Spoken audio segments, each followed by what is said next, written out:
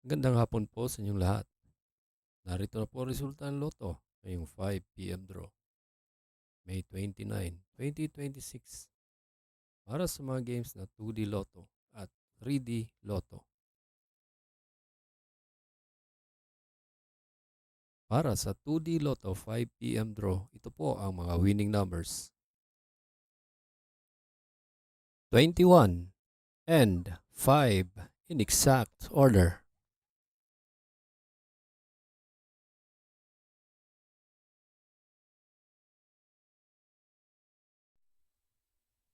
Kung bago ka pa lang sa aking channel, pwede kang mag-like, share, at subscribe para updated kayo sa mga PCSO lottery results araw-araw.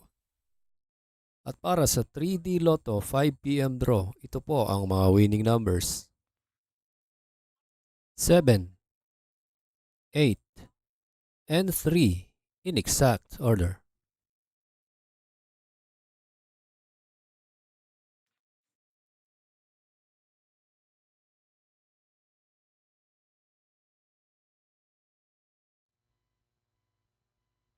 Salamat po sa panonood ng Lotto Results Today by Mr. Wi-Fi.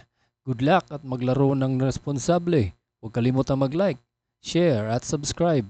Hanggang sa muli, paalam po sa inyong lahat.